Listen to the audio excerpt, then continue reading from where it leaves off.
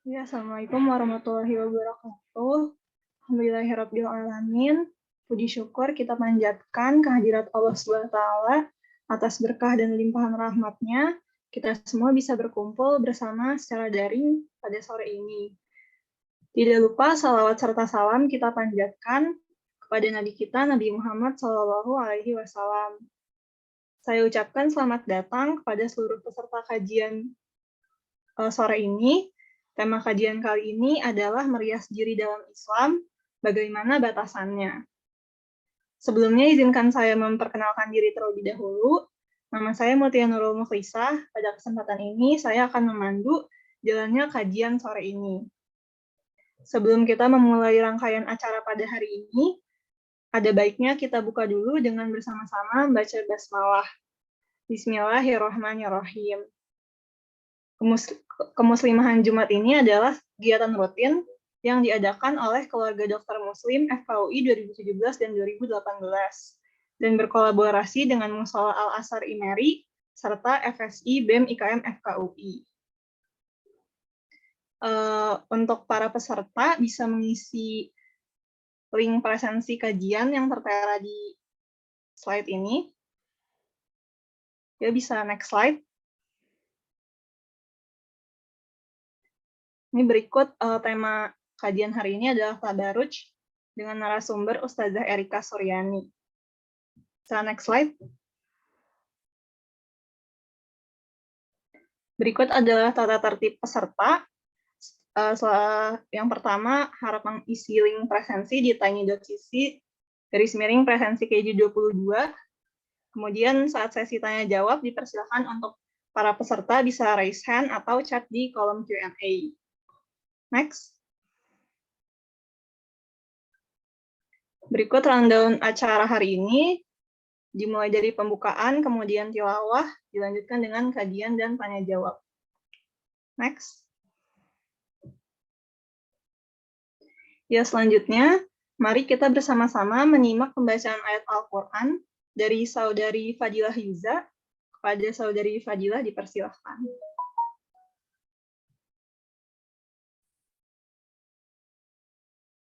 A'udzu billahi minasyaitonir rajim. Bismillahirrahmanirrahim. Wa qarna fi buyutikunna wa la tabarrajna tabarrujal jahiliyyatil ula wa aqimnas salata wa atinaz zakata wa ati'na Allaha wa rasulahu.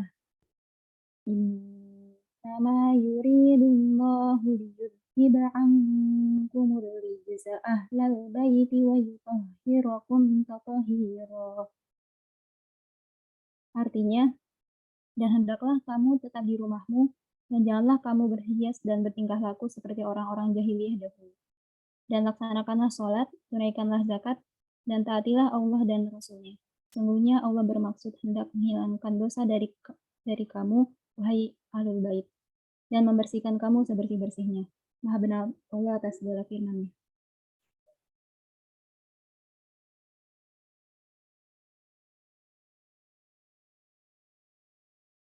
Baik, terima kasih banyak Fadilah atas tilawahnya.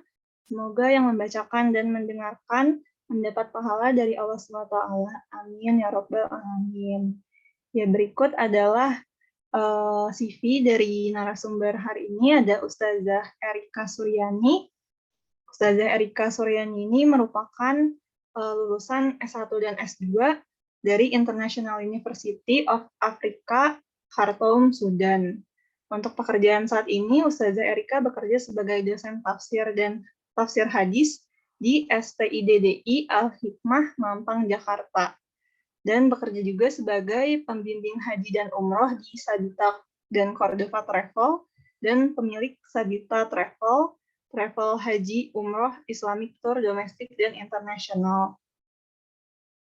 Ya, sambil menunggu Ustazah Erika yang akan segera bergabung bersama di Zoom, teman-teman di sini bisa mengajak teman-teman yang lain untuk bergabung di kajian kita sore ini.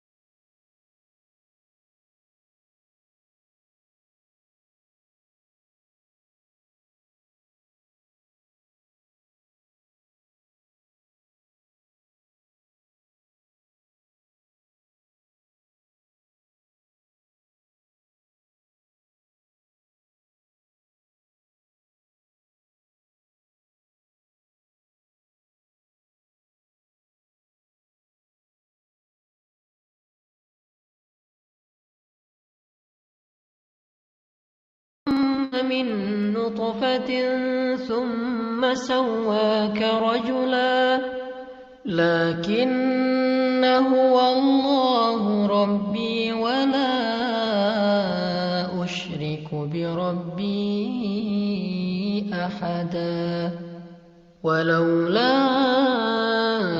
إذ دخلت جنتك قلت ما شاء الله لا قوة إلا بالله إن ترني أنا أقل منك مالا وولدا فعسى ربي أن يؤتيني خيرا من جنتك ويرسل عليها حسبانا من السماء فتصبح صعيدا زلقا أو يصبح ماؤها غورا فلن تستطيع له طلبا وأحيط بثمره فأصبح يقلب كفيه على ما أنفق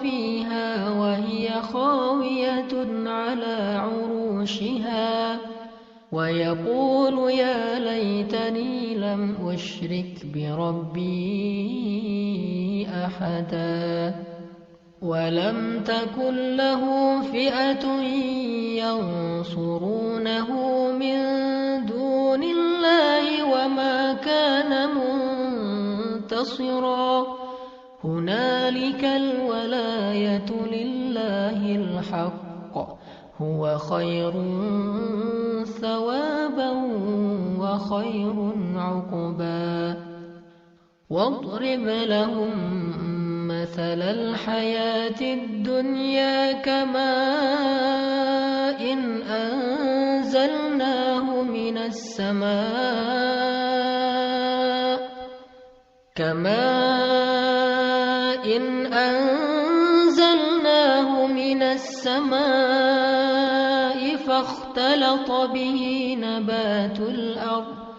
فاختلط به نبات الأرض فأصبح هشيما تذروه الرياح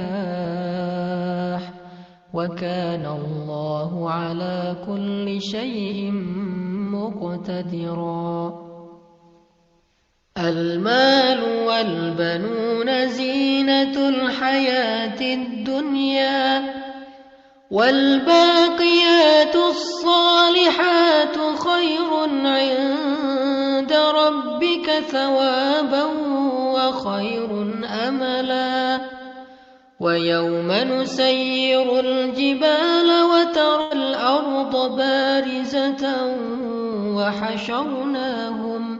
وحشرناهم فلم نغادر منهم أحدا وعرضوا على ربك صفا لقد جئتمونا كما خلقناكم أول مرة بل زعمتم أن لن نجعل لكم موعدا ووضع الكتاب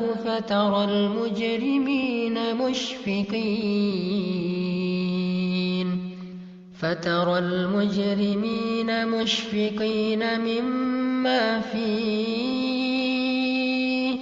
ويقولون يا ويلتنا ما لهذا الكتاب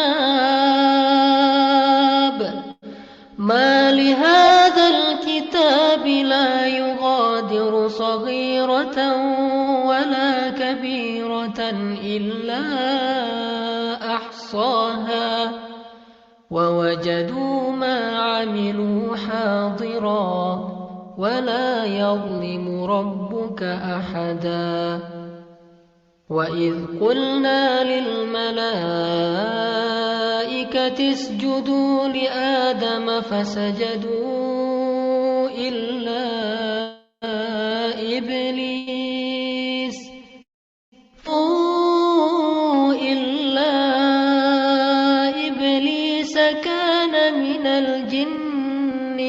ففسق عن أمر ربه أفتتخذونه وذريته أولياء من دوني وهم لكم عدو بئس للظالمين بدلا ما أشهدتهم خلق السماوات والأرض ولا خلق أنفسهم وما كنت متخذ المضلين عضدا ويوم يقول نادوا شركائي الذين زعمتم فدعوهم فلم يستجيبوا لهم وجعلنا بينهم موبقا ورأى المجرمون النار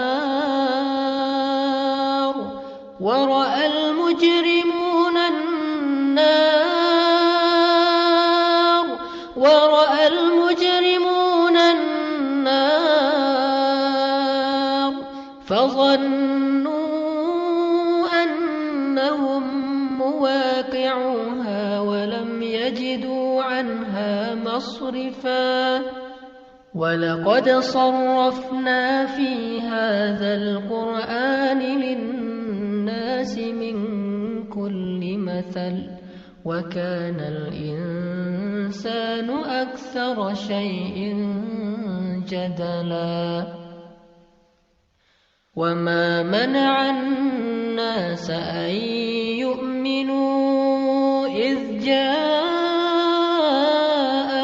الهدى ويستغفروا ربهم إلا أن تأتيهم سنة الأولين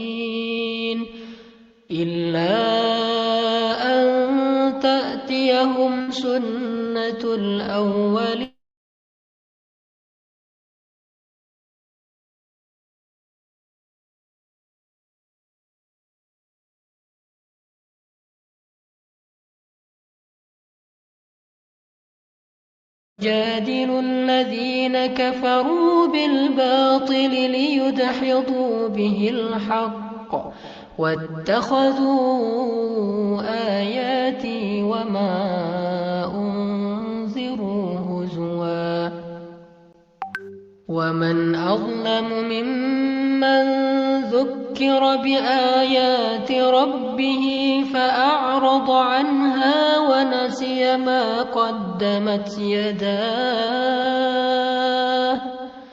إنا جعلنا على قلوبهم أكنة أن يفقهوه وفي آذانهم وقرا وإن تدعهم إلى الهدى فلن يهتدوا إذا أبدا وربك الغفور ذو الرحمة لن يؤاخذهم بما كسبوا لعجلهم العذاب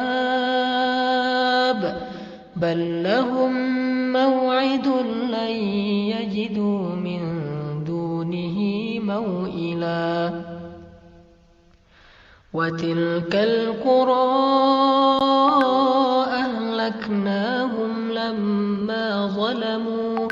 أهلكناهم لما ظلموا وجعلنا لمهلكهم موعدا وإذ قال موسى لفتاه لا أبرح حتى أبلغ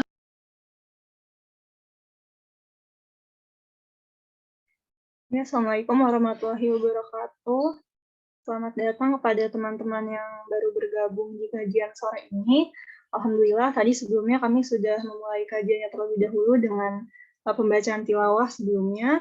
Untuk teman-teman yang baru bergabung, bisa silakan isi link presensi yang di tiny.cc garis miring presensi KJ22. Sambil menunggu Ustazah Erika, teman-teman juga bisa mengajak teman-teman yang lainnya supaya kajian sore ini semakin banyak yang mengikuti. Dan juga mungkin bisa mulai dipersiapkan kalau ada pertanyaan-pertanyaan terkait materi yang akan dibawakan di kajian sore ini. Untuk temanya itu adalah tentang tabaruj, yaitu merias diri bagi muslimah, bagaimana batasan-batasannya.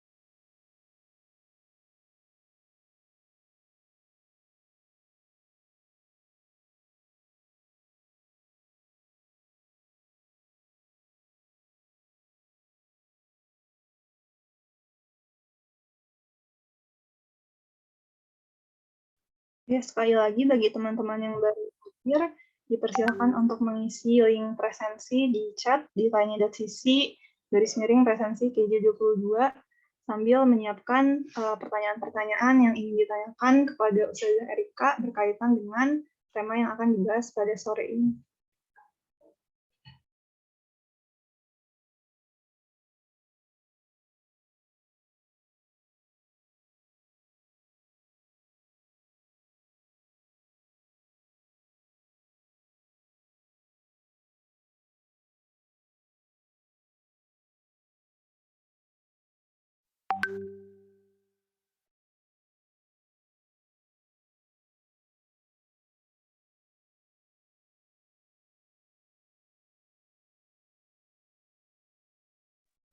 Assalamualaikum Ustazah Erika. Apakah sudah bergabung bersama kami di Zoom tuh? Ustazah?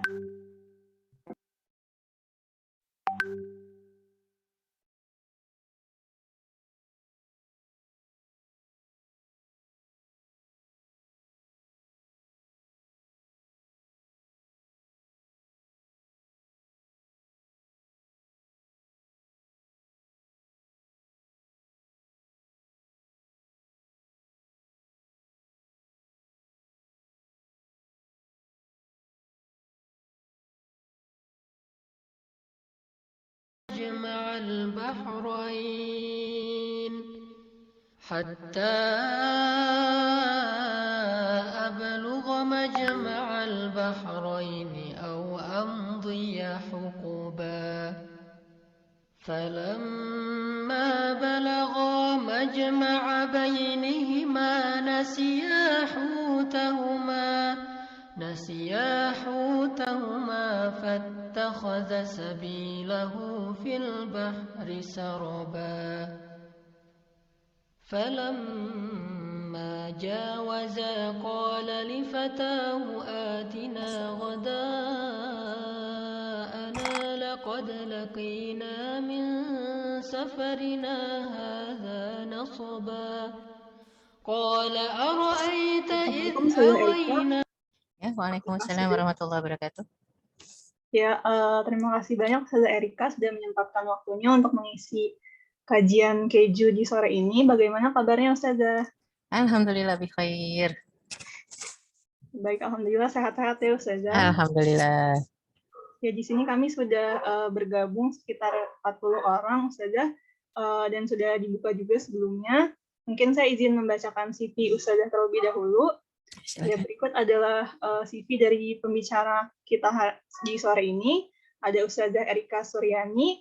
Ustazah Erika ini merupakan alumni S1 dan S2 dari International University of Africa, Khartoum, Sudan. Dan pekerjaan saat ini, Ustazah Erika bekerja sebagai dosen tafsir hadis di STIDDI Al-Hikmah Mampang, Jakarta.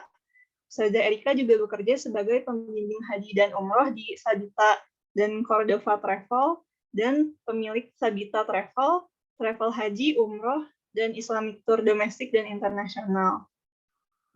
Baik, kepada Ustazah Erika, apakah sudah siap untuk menyampaikan pemaparan hari ini? Ya, siap insyaallah. Persilakan Ustazah. Iya, jazakillah khairan Mbak Mutia. Bismillahirrahmanirrahim. Assalamualaikum warahmatullahi wabarakatuh. Innal hamdalillah nahmaduhu wa nasta'inuhu wa nastaghfiruh wa na'udzu billahi min syururi anfusina wa min sayyiati a'malina may yahdihillahu fala mudhillalah wa may yudlilhu falan tajida lahu waliyyan mursyida. Allahumma shalli wa sallim wa barik ala sayyidina Muhammad wa ala alihi wa sahbihi ajma'in wa man tabi'ahum bi ihsanin ila yaumiddin. Rabbi shrah li sadri wa yassir li amri wahlul 'uqdatam min lisani yafqahu qawli, amma ba'd. Alhamdulillah. Akhwat fillah rahimakumullah. Insyaallah hari ini kita akan membahas sedikit tentang fikih. Ya, fikih tabarruj. Kalau dikatakan fikih tabarruj, mungkin banyak yang mengatakan apakah tabarruj itu ada fikihnya? Ya, fikih itu tata cara ya menjalankan satu hal agar sesuai dengan syariat. Makanya orang yang paham tentang pelaksanaan suatu hal yang ditetapkan oleh Allah, maka disebut orang yang faqih ya. Kalau kita bicara fikih tabarruj, apakah ada tabarruj yang Islami? Ada. Karena perintahnya wala tabarrujna tabarrujal jahiliyatil ula. Yang dilarang itu hanya tabarruj ala orang jahiliyah. Adapun tabarruj atau berhias ala orang Islamiyah diperbolehkan. Lantas apa yang disebut tabarruj? Kalau kita bicara tabarruj, maka kita bicara berhias. Maka kalau bicara berhias tidak hanya sekedar hiasan wajah, tapi juga hiasan yang menutup tubuh kita termasuk pakaian. Ya, itu juga perhiasan. Bahkan disebutkan dalam surat Al-A'raf, ya Allah SWT mengatakan, ya Bani Adam, qad anzalna ilaikum libasan. Wahai anak-anak Adam, kami telah menurunkan kepada kalian pakaian. Yuwari sawatikum warisya. Pakaian fungsinya dua, yuwari sawah, menutup aurat. Yang kedua, risya. Risya itu adalah perhiasan. Jadi kalau kita bicara tabarruj, kita bicara berhias, maka kita juga bicara salah satunya unsur pakaian. Ya. Baru kemudian kita bicara tentang hiasan-hiasan yang nampak di luar pakaian. Ya, ada benang emas, ada bros, kemudian yang nempel di wajah kita, di tangan kita. Ya, itu semua unsur tabarruj sebenarnya. Ya, insya Allah kita akan lihat. Kalau kita bicara tentang berhias ataupun tabarruj, maka salah satunya adalah kita bicara tentang pakaian sebelum kita bicara tentang perhiasan, ya. Karena ternyata di dalam Islam pakaian termasuk salah satu perhiasan. Tuntunan muslimah berpakaian. Yang paling penting nomor satu, pakaian harus menutup seluruh badan. Artinya semakin tertutup, semakin baik. Kalau mau ada yang terbuka, hanya dibolehkan maksimal wajah dan telapak tangan, maksimal, bukan minimal ya. Itu maksimal. Minimalnya ya, minimalisnya itu adalah tertutup semua, itu perempuan ya. Tapi kalau pengen ada yang ternampak dan boleh dilihat oleh orang yang ternampak itu hanyalah wajah dan tangan, telapak tangan, butun wa zuhur ya. Jadi ini batin zahir. Telapak tangan bawah, telapak tangan punggung, telapak tangan atas. Ini boleh ternampak sampai mana? Sampai pergelangan ya. Hanya sampai pergelangan. Kita lihat dalam surat An-Nur ayat 31. Ya Allah SWT berfirman. Waqul, wahai Muhammad, katakan, sampaikan. Lil mu'minat, kepada wanita-wanita beriman. Ya, yaghdudna min absarihinna.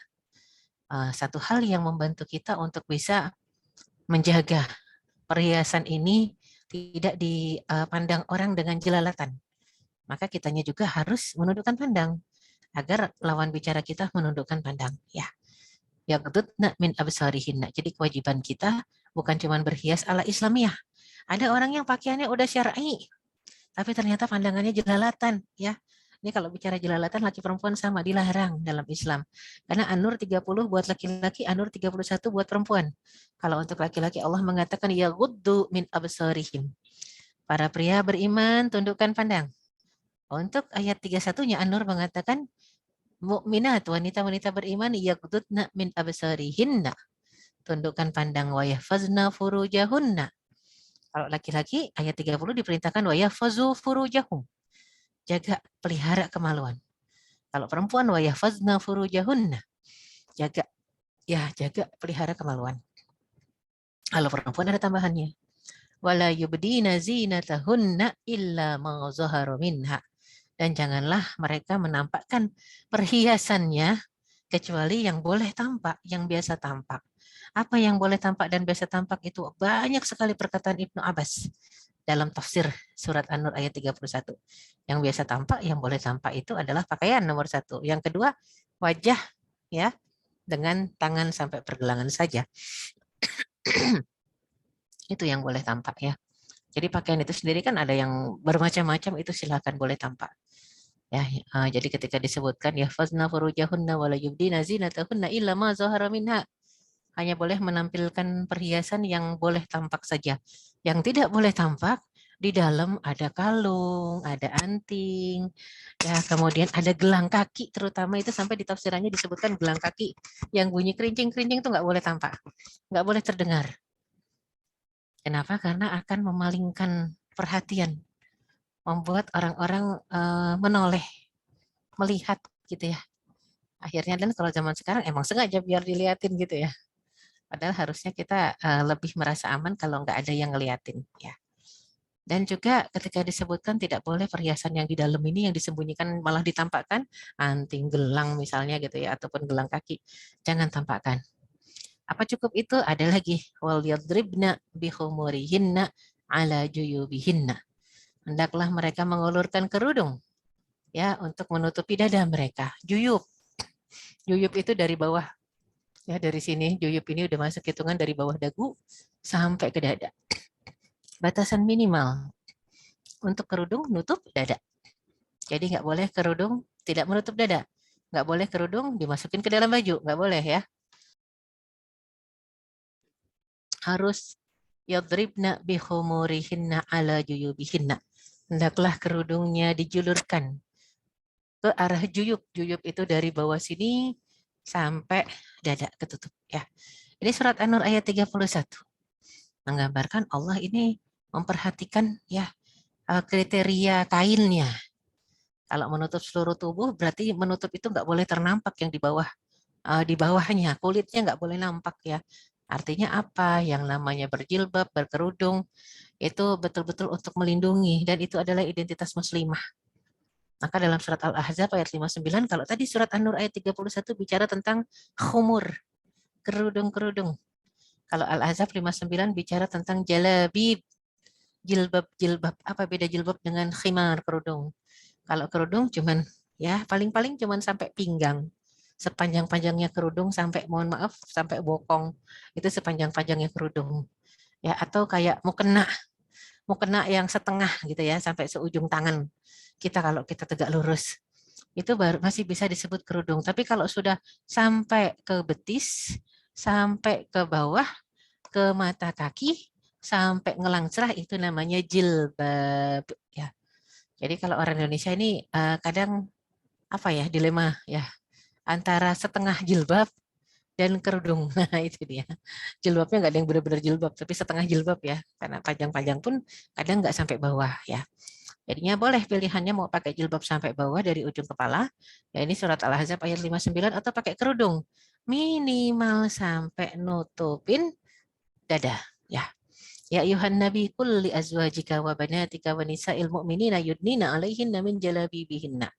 Wahai Nabi, sampaikan kepada istri-istrimu, anak perempuanmu, istri-istri orang mukmin, supaya mereka mengulurkan jilbabnya ke tubuh mereka. Tutup semua, apalagi di sini sebutnya istri-istri Rasul dan anak-anak perempuan Rasul.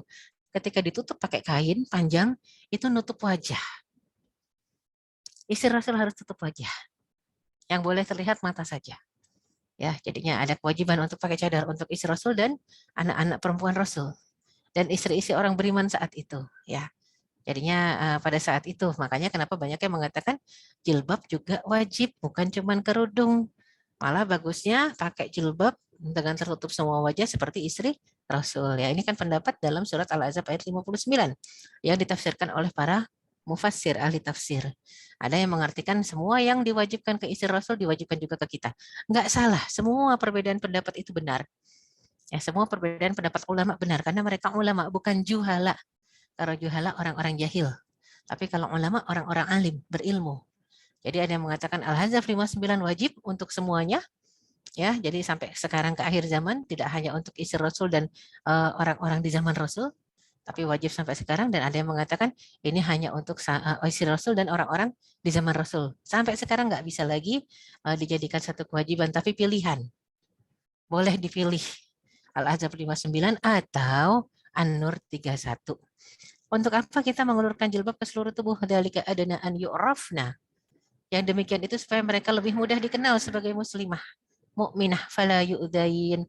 Kalau sudah dikenal, maka mereka tidak akan diganggu. Ya, jadi Allah itu Ghafurur Rahim, pengasih, pengampun, penyayang, ya. Jadi karena kasih sayangnya lah Allah melindungi para muslimah. Dan ini yang harusnya membahagiakan kita. Ya, membahagiakan kita karena namanya muslimah itu sangat dijaga di dalam syariat Islam ya. Kemudian kita lihat pelajaran pertama mengenai peradaban. Dimulai dengan mengajari manusia tentang cara berpakaian ya.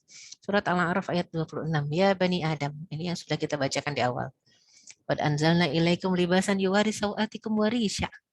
Kami telah turunkan kepadamu pakaian untuk menutupi aurat dan pakaian indah untuk perhiasan. Walibasut taqwa dzalika khair, dan pakaian ketakwaan. Ketakwaan yang dipakai itu artinya dikenakan, ketakwaan yang ditaati. Itu lebih bagus dibanding cuma sekedar berpakaian tapi nggak taat. Ya, jadi yang kayak begini ini disebutkan orang-orang yang taat kepada Allah dan ya mengingat tanda-tanda kekuasaan Allah di alam semesta. Ya, ketika mengingat Allah, maka setiap kali melihat pakaian, melihat fungsinya, dia akan ingat kasih sayang Allah dan kekuasaan Allah Subhanahu wa taala yang sudah mentakdirkan kita lahir dalam kondisi tidak membawa sehelai kain pun, tapi begitu kita dilahirkan, maka Allah dengan kuasanya memberikan ya kasih sayang orang tua tuh inginnya nutupin ya badan anaknya yang baru lahir gitu ya. Inginnya tuh ditutupin, dikerebongin, diselimutin gitu ya. Itu fitrah. Ya, fitrah orang tua menandakan memang fitrahnya manusia tertutup. Dan syarat hijab jilbab kerudung syar'i pertama menutup seluruh tubuh. Kalau mau ditampakkan ya ada pengecualian, maka hanya wajah dan telapak tangan dua arah ini ya yang boleh kelihatan sampai pergelangan saja. Ya, kalau bentuk kerudung harus dijulurkan ke dada. Kalau bentuknya jilbab jelas pasti harus terjulur. Ya, kalau masih jilbab ditarik-tarik itu namanya bukan jilbab. Kalau jilbab itu udah benar-benar terjulur dan memang harus longgar. Nggak boleh udah terjulur ngelepet gitu ya di badan, nggak boleh. Ya, jadi tidak bertabarut, tidak bersolek yang menyebabkan pandangan mata tertuju kepadanya. Kecuali tabarut untuk suami, silahkan. Ada yang mungkin pakainya bajunya rapet, rapi, longgar, tapi wangi banget. Nah, ini bahaya kalau bertemu dengan orang-orang yang bukan mahram, dengan laki-laki lain yang bukan mahram. Udah bajunya bagus ya, lebar, nggak tembus pandang, tebel, pakai minyak wanginya sebotol. Akhirnya begitu naik taksi, wah, supir taksinya sudah kliyeng-kliyeng nih, pusing, terganggu dia. Bukan hanya dengan parfum yang wanginya, tapi terganggu dengan hayalan-hayalan syahwatnya begitu mencium minyak wangi. Kalau laki-laki begitu. Bedanya laki-laki dengan perempuan. Kalau laki-laki syahwatnya bangkit dengan bau parfum. Kalau perempuan enggak dengan bau parfum terbangkitkan. Tidak, perempuan itu lebih kepada perlakuan, ya. Perlakuan, ya. Kemudian ketika disebut adab, ya, tindak tanduk, itu perempuan. Dia baru akan luruh hatinya kalau menghadapi orang yang lembut, yang santun. Beda dengan laki-laki. Mau penjahat di depannya asal cantik, wangi, pasti dikejar. Kalau perempuan enggak suka seperti itu. Makanya kalau laki-laki pakai parfum banyak enggak masalah, tapi perempuan pakai parfum yang tercium lebih banyak aja, merangsang lawan jenis, itu sudah bahaya.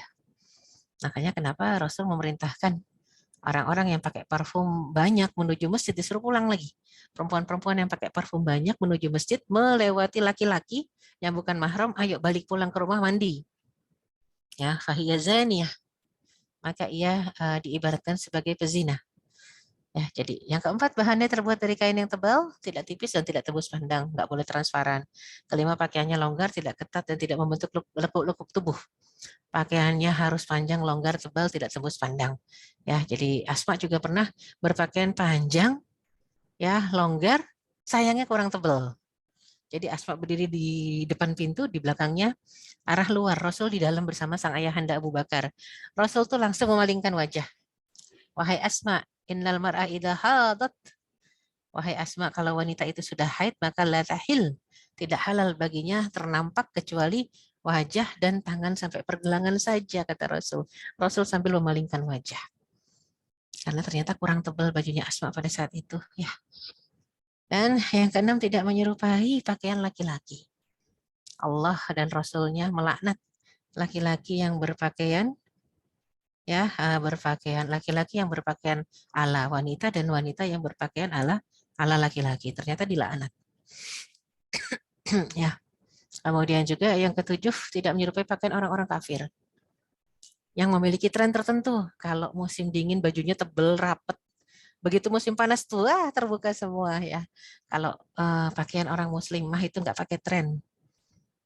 Ya, jadi nggak pakai tren dalam artian mau panas, mau dingin, mau hujan salju, ya, mau musim panas, tetap perintahnya adalah apa? Rapat. Harus rapat, ya. Itu perintah dari Allah Subhanahu wa taala. Jadi nggak pakai ikut-ikut tren gitu, ya. Nah, kemudian kita lihat lagi, bukan pakaian untuk mencari popularitas. Kadang-kadang ada orang yang pakai pakaian tertentu hanya agar terkenal gitu, ya. Nah, ini yang paling bahaya. Hanya agar terkenal. Nah, nggak boleh untuk agar populer. Ya, maka Allah Subhanahu wa taala tidak akan menjadikan kita berpakaian dengan kerangka ibadah dan tidak mendapat pahala kalau cuma agar terkenal, dikasih ketenaran tadi. Ya, populer dia di kalangan manusia dunia, tapi dihinakan oleh Allah Subhanahu wa taala di hari kiamat nanti, ya. Nah, kemudian juga kita lihat ke-8, aturan syariat berhijab ini bukan hal yang ditujukan untuk mempersulit, ya, tidak.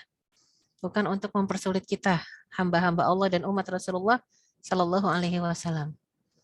Tapi karena Allah menghendaki kemudahan bagi umat Islam, tidak menghendaki kesukaran, menjaga wanita muslimah agar wanita muslimah terus dalam kehormatannya, agar tidak ada yang mengganggu. Ini namanya kan agar mudah interaksinya di luar rumah, ya. Dan Allah sekali-sekali tidak pernah menjadikan dalam agama ini aturan yang nyusahin. Ma ja'alallahu fid dini min haraj. Yuridullahu bikumul yusr wala yuridu bikumul usr. Allah hanya menginginkan kemudahan, tidak menginginkan kesulitan. Artinya tidak diatur dengan baku bentuknya seperti apa, modelnya. Modelnya apakah pakaian 1 potong atau 2 potong, rok dengan atasan, atau 3 potong gitu, ya. Terserah, model terserah, warna terserah. Intinya syarat-syarat tadi masuk. Itu untuk pakaian, ya. Lantas kalau tuntunan muslimah berhias, tadi berpakaian kemudian berhias. Cantik yang nggak dibolehin itu seperti apa sih yang dilarang dalam fikih? mengikir gigi. Sekarang lagi musim ya, giginya dipangkur semua rata. Yang ada caling-calingnya tuh diratain semua. Sekarang lagi ada musim lagi gigi kelinci ya, biar beruntung katanya. Jadi ditaruh di sini. Gigi kelinci. Kenapa? Katanya yang punya gigi kelinci 2 besar di depan itu beruntung. Astagfirullah, khurafat tahayul. Ya, kemudian lagi musim-musimnya sedot lemak, ya, kemudian stem cell gitu ya. Ada lagi, suntik-suntik segala sesuatu yang botox lah, tarik kawat lah ya, segala sesuatu yang memang pada akhirnya berubah ciptaan Allah. Sampai ke implan-implan itu ya, masang ini yang paling bahaya ya, ditaruh supaya buah dadanya terasa kelihatannya besar gitu ya. Nah, ini yang paling bahaya, dipakaikan silikon. Ya, sampai wajah pun disuntik juga. Nah, ini kan wajah disuntik, dada disuntik, dioperasi plastik karena nggak bahagia, nggak ridho, nggak ikhlas dengan ciptaan Allah Subhanahu wa taala. Merasa kayaknya aduh alisnya kurang tebel, ditebelin pakai ditato, tapi sekarang namanya bukan tato, sulam alis. Bibirnya bentuknya jelek, ditato juga, tapi namanya nggak tato sekarang, sulam bibir, sama aja tato juga. Atau misalnya kayaknya alisnya ketebelan, dicukur, nggak boleh. Ya, tanam bulu mata, pakai bulu mata yang memang nggak bisa dicabut-cabut. Atau ini mah cuma temporer, Ustazah, sebentar kok dia, paling cuma 6 bulan. Ya, selama 6 bulan gimana ya? Ini yang paling berbahaya ya. Jadi memang sangat dijaga, wangi-wangian itu sebenarnya sunnah, sudah dicontohkan oleh Rasulullah SAW. Tapi kalau untuk perempuan, penempatannya yang harus diperhatikan. Kalau kita mau ke majelis, isinya perempuan semua, mau pengajian, isinya perempuan semua, kita di jalanan nggak naik berduaan sama supir taksi atau supir ojek atau supir bajai gitu ya.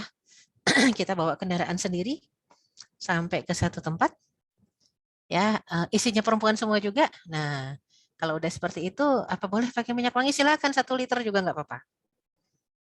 Tapi kalau kita melewati sekelompok laki-laki, ya, yang bukan mahram kita, dengan tujuan yang salah agar mereka mencium harum parfum kita, hati-hati. Itu kita sudah dikategorikan sebagai perempuan pezina. Ayu mamra'atin asabat bakhuran fala tashhad ma'ana al-aisya al-akhirah. Ini hadis riwayat Muslim, Abu Daud, Nasa'i, Ahmad. Siapa saja wanita yang habis mandi rempah, mandi asap, mandi ratus gitu ya, maka jangan menghadiri sholat isya terakhir berjamaah.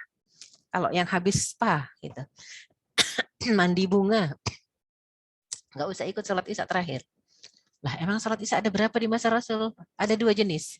Ada sholat isya di awal waktu, ada sholat isya di akhir. Ya, di akhir waktu. Kenapa? Karena Rasulullah SAW seringnya mengerjakan sholat isya yang di akhir waktu. Kenapa begitu gitu ya? Kok Rasul seringnya mengerjakan sholat isya di akhir waktu? Iya, karena Rasulullah SAW lebih mengutamakan isya. Sholat isya itu sebagai amalan penutup aktivitas dalam satu hari. Ya, sebisa mungkin kalau Rasul menginginkan, sebisa mungkin yang namanya sholat isya tuh, itu sesudah sholat isya tidak ada kegiatan lagi. Sesudah sholat isya tidur. Nah, jadi aktivitas yang lain-lain disegerakan dulu. Ya, ketika sudah disegerakan, barulah udah selesai sholat isya, kemudian tidur, nggak ada lagi aktivitas lain. Tapi kalau pasien konseling masih banyak, Rasul mengutamakan untuk mengurus orang-orang yang konsultasi dulu. Jadi ya orang-orang ini diurus dulu oleh Rasulullah SAW. Ya, agar disegerakan urusannya, kemudian barulah Rasul sholat isya diakhirkan. Dan itu yang lebih sering terjadi di masa Rasulullah Shallallahu Alaihi Wasallam.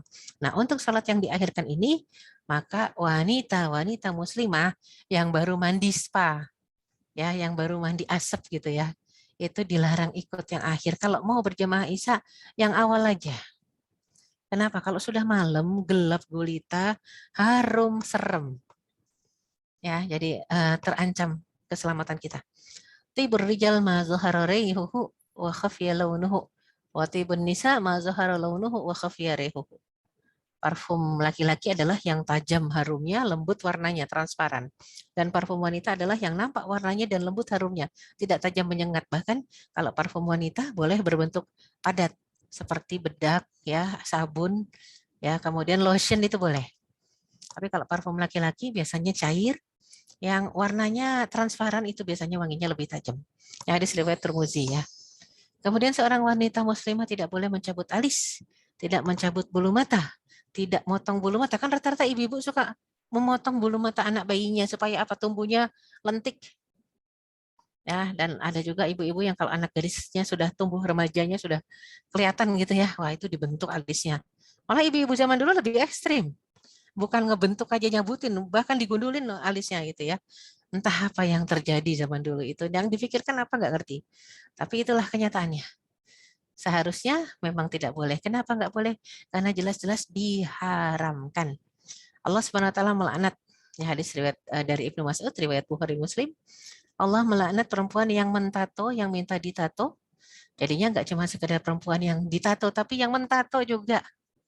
Waduh, kena juga ya. Praktisi salonnya kena juga. Yang mencabut bulu muka, yang minta dicabut bulu mukanya, yang minta dicabut alisnya atau bulu matanya.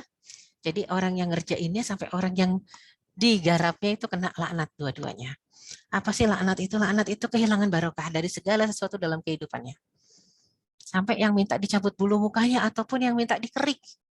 Makanya kalau salon-salon pengantin, salon-salon itu ya yang tukang rias pengantin, harusnya dia belajar fikih rias. Kenapa? Karena rata-rata ada kesepakatan tak tertulis di antara tukang rias pengantin, itu sebagusnya pengantin itu dikerok bulu wajahnya agar dandanannya nempel. Wah, nggak boleh itu ya.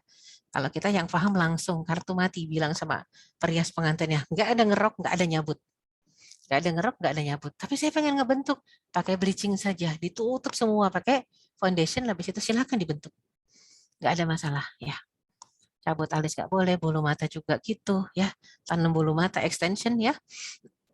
Itu nggak boleh. Perempuan yang masukkan susuk ke dalam tubuhnya supaya terlihat cantik dengan mengubah ciptaan Allah Subhanahu wa taala itu juga haram ya. Sekarang ada banyak yang pakai susuk ya. Nauzubillah. Kalau dulu tahu susuk itu kaitannya dengan dukun, perdukunan. Kalau sekarang kayak satu hal yang biasa deh, susuk pengasih, susuk wah, penglaris ya. Nauzubillah min dzalik. Nah, extension rambut, nyambung rambut sebagaimana hadis dari Aisyah radhiyallahu anha, sesungguhnya seorang gadis Ansor hendak menikah. Dan sebelumnya dia sakit panas sehingga rambutnya rontok. Oleh karena itu mereka ingin menyambung rambut gadis tadi agar terlihat tebal. Mereka pun bertanya kepada Nabi Muhammad SAW, maka beliau bersabda, Allah Subhanahu wa taala melaknat orang yang menyambung rambut dan yang minta disambungkan. Hadis Bukhari Muslim lagi. Menandakan sahih. Sampai di mungkin ada yang mengatakan, tapi dia nggak bohong sama suaminya, dia bilang sama suaminya, dia baru sakit parah sama calonnya gitu ya. Jadi baru sakit parah, tapi gimana nih malam pengantin, pengen tampil prima. Kalau kata suaminya, ayo gitu, coba pakai ini extension, rambutnya disambung boleh nggak? Oh, ternyata la ta'ata li makhlukin fi ma'siyatil khaliq, tidak boleh taat kepada makhluk dalam kerangka maksiat kepada Allah. Ketika Allah mengatakan tidak boleh, Rasul mengatakan tidak boleh, ya dilaknat. Bahkan kata Rasulullah, Allah melaknat orang yang menyambung rambut dan yang minta disambungkan, maka sudah finish, jangan sambungkan. Kalau ada yang mengatakan nggak disambung sih, nggak extension kok, nggak ditanam juga. Karena sekarang bicara tanam banyak ya, yang nanam, nyangkok rambut gitu tuh banyak, nggak boleh. Tapi kalau pakai wig, boleh nggak pakai wig? Untuk sekedar pengen tampilannya beda-beda dari hari ke hari. Hari ini wignya blonde, besok wignya warnanya hitam, besoknya lagi wignya warnanya coklat, besoknya lagi merah misal. Perlu dipastikan, wignya bukan rambut manusia hidup dan juga bukan rambut manusia mati. Jadi rata-rata wig ini kalau zaman dulu cemara itu rambut orang ya. Tapi dulunya orangnya menyerahkan ketika hidup. Rambutnya yang panjang dipotong, serahkan ketika hidup ke salon, misalnya dijual ke salon. Habis itu ternyata orangnya wafat ya, sama aja kita pakai bangkai manusia ya. Jadi kalau misalnya mau pakai wig pun yang sintetis nggak masalah. Kalau untuk dipakai di rumah ya, kan kalau keluar rumah otomatis ya nggak bisa pakai wig gitu ya, harus pakai jilbab kan kita kalau keluar rumah. Tapi ya sekali lagi penting buat kita untuk memahami bahwasanya ini satu hal yang harus kita jaga ya, sampai bicara untuk menyenangkan hati suami saja harus cari yang dihalalkan Allah Subhanahu wa taala. Dan sunnah mencelak mata, berarti laki perempuan pakai celak. Ya, laki perempuan sunahnya pakai celak mata, sunah juga gunting kuku, sunah juga membersihkan bulu pada tempat-tempat tertentu, ketiak, kemaluan, ya.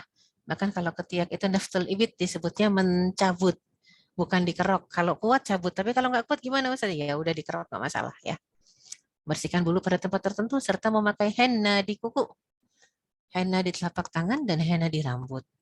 Kuku, telapak tangan, rambut ini sunah juga ya.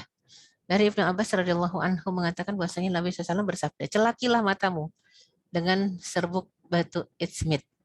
Karena serbuk batu ismit itu membuat penglihatan menjadi terang dan menyuburkan bulu mata.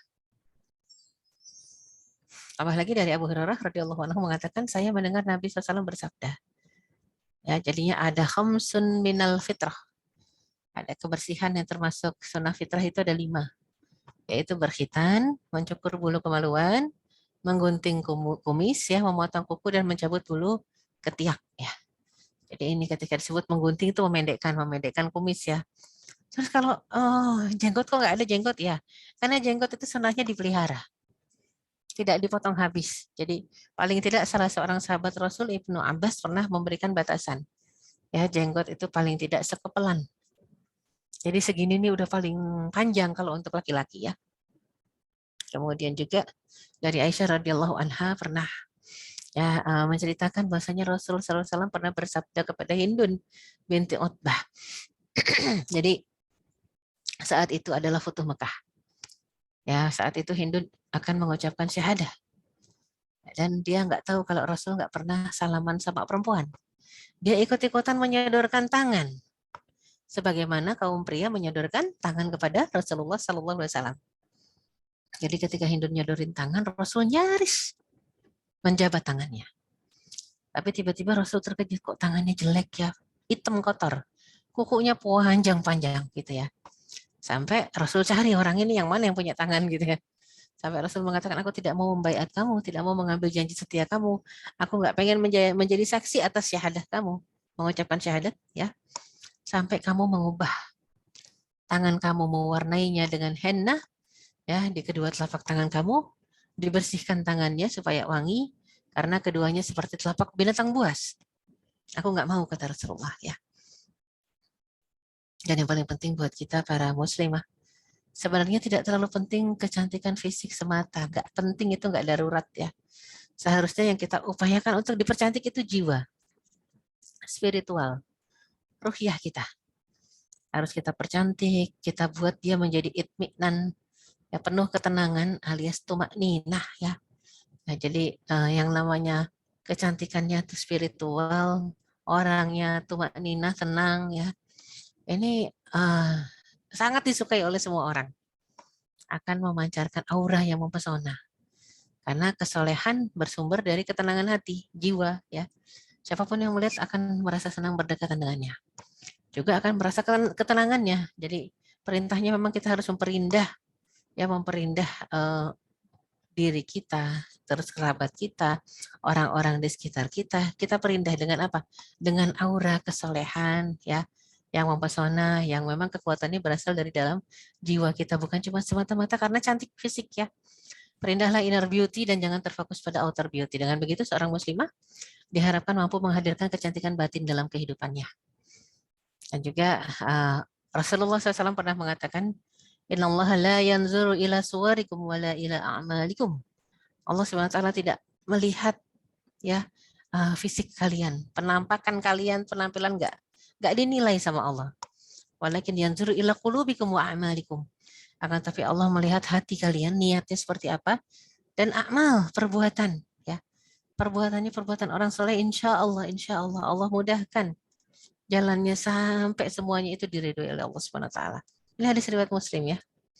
Jadi nggak perlu berkecil hati jika yang fisiknya mungkin kita ngerasanya itu kan kadang-kadang cuma perasaan kita. Ngerasanya kayaknya fisiknya kurang ya, kurang cantik, kurang langsing, lah kurang semua deh. Kurang putih, kurang kuning, kurang, karena untuk manusia kadang-kadang takaran itu beda-beda antara yang satu dengan yang lain. Coba tanya orang bule. Orang bule itu sukanya wanita eksotik. Ya, hitam-hitam begitu. Itu cantik kata orang bule. Kata bule putih ya. Coba tanya orang Indonesia yang dari pedalaman. yang kulitnya sudah mulai coklat karena kebakar sinar matahari. Dia naksirnya sama orang yang putih. Nah, itulah namanya cantik itu relatif semuanya. Ya. Jadi aslinya kita nggak boleh kecil hati dengan fisik yang Allah titipkan, syukuri ya. Nah, jadi yang paling penting adalah mempercantik inner beauty supaya kecantikan-kecantikan yang dari fisik ini lebih terjaga. Yang dari fisik dijaga dengan apa yang ada dari dalam, dari spiritual kita ya. Jadi kalau orang yang sudah jiwanya tenang, udah kadang-kadang dengan jiwa yang tenang, adab yang dengan tutur kata yang santun, adab yang terjaga, itu manusia merasa nyaman berinteraksi. Walaupun mungkin tidak kenal gitu ya. Dibanding dengan orang yang indah, cantik, tapi galak. Nah itu. Atau sadis, kejam. Orang nggak suka ya. Jadinya kalau kita lihat Ibnu Qayyim mengatakan tentang kecantikan lahir adalah bonus dari Allah Subhanahu wa taala kepada sebagian orang yang dikehendakinya ya. Oleh karena itu Nabi Muhammad SAW mengingatkan mereka yang dikaruniai kecantikan oleh Allah agar lebih mempercantik dalemannya, spiritualnya dengan akhlak yang indah. Supaya nggak cuma cantik kulitnya ya.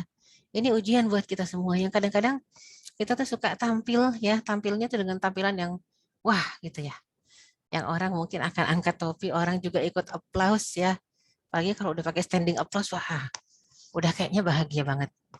Nggak berpikir apakah hal itu mendatangkan keridhaan Allah atau mendatangkan keberkahan Allah Subhanahu wa taala. Itu yang harusnya kita jaga jangan sampai terjadi ya. Wallahu a'lam bishawab. Jadi itu yang bisa kita bahas untuk pertemuan kali ini. Ya, silakan saya kembalikan ke host. Baik, terima kasih banyak Ustazah Erika atas pemaparannya yang insya Allah bermanfaat bagi kita semua. Tadi sudah dibahas banyak sekali ya, mulai dari cara berpakaian sampai dengan berhias diri yang lain. Dipersilakan kepada teman-teman peserta kajian sore ini, apabila ada yang ingin bertanya, bisa langsung raise hand atau mengetikkannya di kolom komentar. Silakan.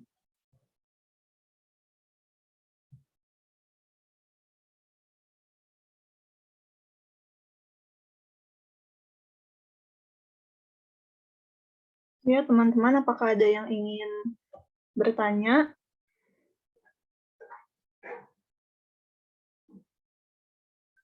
Udah clear mungkin, udah jelas ya. Mungkin, ini ada Ustazah dari di chat. Ada pertanyaan, izin saya bacakan, Ustazah. Pertanyaan pertama, Ustazah, saya gemuk dan biasanya bau. Apakah untuk hal ini dimaafu jika saya tetap memakai parfum? Mungkin bisa langsung dijawab, Ustazah. Ya, bagus pertanyaannya, bagus banget ya. Jadi kalau bicara mohon maaf bau tubuh, sekali lagi tidak berkaitan dengan gemuk aja ya. Ada beberapa murid saya, mahasiswi saya, nggak gemuk, cenderungnya kurus. Malah cenderungnya kurusnya tuh bukan kurus ramping ya, memang kurus banget. Sama, ada juga yang bau. Ini kita nggak lagi bicara gemuk atau kurus. Bau itu bisa menghinggapi siapa saja. Makanya kenapa at-tuhur syatrul iman. Itu perkataan Rasulullah Sallallahu Alaihi Wasallam. Ya, menjaga kesucian itu sebagian dari iman. Perkataan para sahabat ridwanullah alaihim an-nazafatu minal iman. Kebersihan sebagian dari iman. Mungkin ada yang mengatakan saya bersih kok. Oke. Kita kadang-kadang mengatakan menjaga kebersihan itu mungkin dengan buang sampah tidak sembarangan, buang sampah pada tempatnya. Ya, kemudian baju kotor kita cuci. Nah, cuman masalahnya untuk kondisi tertentu, kalau kita bicara tentang keringat ya, keringat itu kalau nggak cepat diganti bajunya biasanya bisa dihinggapi dengan bakteri. Kalau udah ada bakteri dia akan mendatangkan bau lagi, bau yang lebih ya. Makanya kenapa laki-laki lebih cepat bau dibanding perempuan, karena laki-laki keringatnya lebih banyak, kelenjar keringatnya lebih banyak. Bakterinya juga kan kadang-kadang suka nggak ganti baju ya, baju basah kering sendiri gitu loh. Basahnya basah keringat, nah ini bahaya, hati-hati. Makanya ada juga teman yang langsing tapi rajin bawa baju ganti. Keringetan, udah agak keringetan, bajunya pasti dia ganti. Ternyata emang bersih, jadi nggak pernah bau. Padahal dia pernah kejadian lupa bawa baju ganti. Oh ternyata sama aja. Walaupun cantik, langsing, orang kaya, kalau bajunya keringetan nggak diganti, ya bau juga gitu ya. Sama. Jadi pertama adalah tindakan preventif kita kali ya. Preventifnya apa? Ada beberapa ramu-ramuan yang kalau kita minum teh ya sebenarnya ya, teh menghilangkan bau badan, entah itu kemangi, ya minum apa teh kemangi atau juga minum teh melati itu cukup menghilangkan bau badan ya.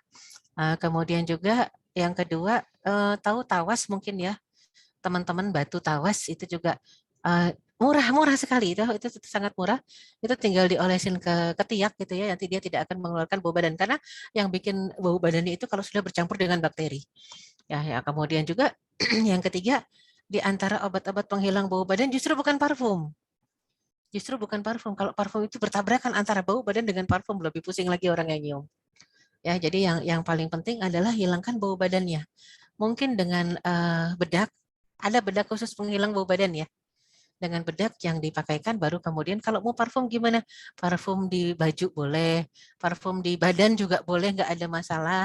Ya, kolon misalnya. Cuman catatannya adalah apa? Kalau berjumpa dengan laki-laki yang bukan mahram, tolong jangan terlalu harum. Jangan terlalu wangi. Nah, itu satu hal. Artinya kita harus tampil wangi bukan untuk laki-laki yang bukan mahram. Kita harus tampil wangi, bersih pertama. Alasannya karena Rasul mencintai wangi-wangian. Termasuk sunnah Rasul. Rasul suka parfum. Masalahnya untuk kita muslimah jangan pakai parfum yang tercium menyengat di hadapan laki-laki yang bukan mahram. Itu aja masalahnya. Kalau justru kita, aduh bau badan saya nggak enak, gimana ya saya pakai wangi-wangian boleh nggak? Kalau di depan muslimah silahkan 1 liter nggak masalah. Ya ini masalahnya kan kadang-kadang kita nggak sadar. Keluar masuk rumah, pergi kemana-mana, ya destinasinya jauh-jauh berduaan sama supir, ya sama tukang ojek. Parfumnya wangi banget, ini dia nggak kenapa-napa saja kita sudah dosa, karena larangannya memang nggak boleh. Ya, jadi membuat mereka bisa berhayal. Bahkan mohon maaf, untuk laki-laki yang agak kuat syahwatnya, dengan mencium parfum wanita, dia bisa istimna, bisa memancing dia untuk mengeluarkan mani. Hati-hati. Perempuan nggak pernah kejadian keluar mani gara-gara parfum, nggak pernah. Ya, makanya kenapa sampai ada iklan X effect gitu ya. Bidadari pada jatuh, lihat apa, pria-pria wangi di dunia, nggak akan itu ya. Boro-boro bidadari jatuh, perempuan aja kita dunia nggak akan lari ngejar-ngejar pria yang wangi. Mungkin lah pria akan dikejar-kejar kalau dompetnya tebel. Jadi bukan parfumnya wangi gitu ya. Jadi perempuan beda, lebih ke materialistis dia. Tidak ke fisik ya, kalau laki-laki ke fisik. Dan segala sesuatu yang terkaitan dengan fisik tadi ya. Jadi kalau bicara badan kita entah gemuk, entah kurus, tapi kelenjar keringat kita agak besar dan kita cepat mengeluarkan keringat, maka paling cakep jaga kebersihan tubuh ya. Mandinya harus sering, sehari 3 kali gitu ya. Cari sabun yang cocok buat menghilangkan bau tubuh, minum ya teh yang memang bikin wangi bau tubuh gitu ya. Itu ada beberapa jamu-jamuan ya teh tapi bentuknya. Nah, kemudian tadi ya ganti baju yang sering. Dan juga pakai parfum di baju dan di badan itu cukup hilangkan baunya saja. Ya, kan baunya dengan apa, cegah agar jangan sampai berbau. Entah itu dengan bedak ya, bedak penghilang bau atau dengan deo khusus ya, antiperspiran ya, jadi supaya nggak terlalu banyak keringatnya itu juga boleh. Wallahu a'lam bishawab. Ya, baik, terima kasih banyak Ustazah Erika atas jawabannya. Sudah sangat jelas ya tadi dimulai dari tindakan preventif sampai dengan bisa menggunakan parfum namun menghindari yang bau menyengat dan menarik yang non-mahram. Selanjutnya Ustazah, ada pertanyaan yang kedua dari Dr. Anggi. Assalamualaikum Ustazah, kalau pakai bulu mata palsu sintetik ketika pernikahan, apakah diperbolehkan? Dan ketika pernikahan, bagaimana hukumnya orang yang berdandan? Ya, bagus. Bulu mata palsu sintetik, kalau nggak ditanam nggak apa-apa ya. Jangan yang ditanam. Kan ada tuh yang ditanam ya. Tanam bulu mata. Ada yang ini temporer kok Ustazah cuma 6 bulan. Bulu mata alis 6 bulan, tapi tetap aja 6 bulan itu kan dia nempel di situ ya. Menghalangi lewatnya air wudhu. Nah, itu nggak boleh. Nah, lantas kalau untuk yang pernikahan itu biasanya paling 4 jam. Ya, selama 4 jam pakai lem. Lemnya kadang-kadang waterproof atau water resistant ya. Ini perlu disampaikan kepada periasnya. Nanti setelah saya selesai dandan, tolong saya dikasih remover untuk menanggalkan yang waterproof ini. Biasanya removernya yang ada minyak-minyaknya sedikit. Jadi cairannya nggak cuman ini ya, bukan cuman cleanser, bukan cuman cleansing yang cair, tapi biasanya ada minyaknya sedikit itu untuk menghilangkan removingnya. Menghilangkan unsur waterproofnya. Itu sebagai removernya. Karena kalau tidak yang pakai khusus ya, penghilang khusus itu akan nempel terus sampai 4 hari itu. Lem yang nempel sampai 4 hari yang kita bisa lihat kalau kita ngaca, kok udah dicabut bulu matanya tapi masih aja ada kayak lemnya nempel gitu ya di mata itu. Nah itu yang paling bahaya. Kenapa? Karena tidak membuat wudhu kita sah. Wudhu kita jadi nggak sah. Kenapa? Karena air wudhunya terhalang dengan lem tadi yang nempel di kulit kita. Jadi apalagi kalau memang extensionnya permanen, wah ditanam ini nggak boleh ya. Jadi hanya boleh pakai yang bongkar pasang. Ya bongkar pasang pakai lem kalau bisa sih yang nggak waterproof, tapi mungkin agak susah karena biasanya pengantin kan nangis ya kalau akad nikah. Oke lah yang waterproof, tapi tolong mintakan remover yang khusus untuk apa? Menghilangkan si waterproof ini. Lemnya biasanya ya. Jadi kalau mau dandan gimana? Boleh dandan, dan sekarang lagi zaman-zamannya dandan minimalis, alhamdulillah. Nah, saya sempat melewati masa-masanya dandan Barbie ya. Aduh, semua pengantin kayak Barbie ya dandanannya. Tapi kalau sekarang sudah tipenya minimalis semua. Minimalis sampai nggak terlalu kinclong, nggak terlalu apa ya warna-warni, nggak terlalu warna-warni. Sampai nanti begitu dibersihkannya juga mudah insya Allah. Nah, lagi tren yang kayak gini harus dipertahankan. Kalau mau dandanilah yang minimalis, yang juga nggak pakai dikerok-kerok gitu ya, nggak pakai dipaes-paes, artinya ya udah pakai jilbab yang biasa sampai ke julur dada, menutupi dada jilbabnya, wajahnya saja dihias dan bajunya yang bagus nggak masalah. Allahu a'lam bishawab. Baik, terima kasih banyak Ustazah Erika atas Ya, jawabannya. sama-sama. Saya izin membacakan pertanyaan selanjutnya dari Kak Lailatul. Assalamualaikum Ustazah, bagaimana cara mengingatkan teman yang sudah terlanjur mencukur alisnya dan bagaimana caranya jika ingin bertaubat? Ya, kalau udah terlanjur nggak masalah, artinya nggak masalah tuh apa, asal nyesel, nggak ngulang lagi. Mungkin ada yang mengatakan udah habis Ustazah alisnya, ya nggak bisa ngulang lagi karena udah habis ya, karena alis itu nggak bisa tumbuh ya. Nah jadi makanya penting buat kita kalau kita mengatakan aduh udah kapok mencukur alis waktu itu, sekarang nyesel senyesel-nyeselnya. Jadi gimana? Apakah bentuk penyesalannya itu kita langsung tato? Ditato itu disulam alis? Oh jangan, sudah selesaikan. Mohon maaf sama Allah. Jangan lagi merusak ya, merusak dengan satu dosa diikuti dengan dosa lain. Nyukurnya udah salah, sekarang sulam alis, tato salah lagi ya. Jadi sudah finish, selesai. Ya selesai dalam artian ya Allah sudah sesudah ini nggak akan lagi mengerjakan apa-apa yang mendatangkan kemurkaan-Mu. Jadi ya sudah, sesali itu sudah menjadi tobat tertentu. Jadi yang paling penting adalah dia menyadari kalau itu salah. Sampaikan aja itu salah. Jangan sampai nanti kalau kita tidak sadarkan dia sekarang, dia nanti punya anak perempuan gitu lagi. Dibentuk lagi alis anak perempuannya. Ya, kemudian anak perempuannya juga segala macam ya, entah itu ditato, entah itu di apa sekarang istilahnya disulam. Nah, ini yang paling berbahaya. Intinya kita harus menyadari ya kalau satu kesalahan itu mengundang kemurkaan Allah dan laknat Allah. Nah, ketika kita sadar, di-cut linknya itu diputus agar tidak berlanjut kepada anak keturunan kita. Wallahu a'lam bishawab.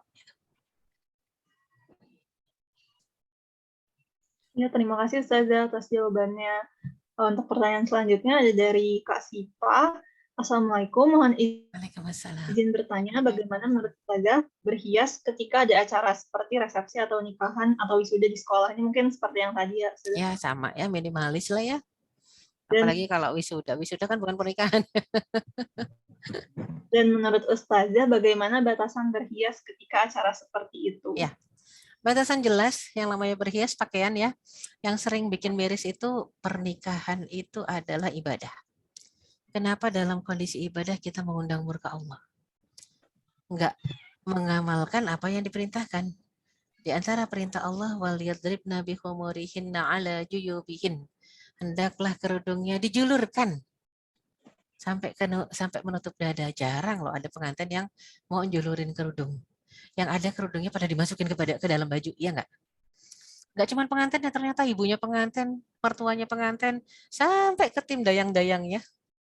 Ya, sampai pengantar-pengantarnya itu semua, among tamunya kerudungnya dimasukin ke dalam pakaian. Kenapa sih?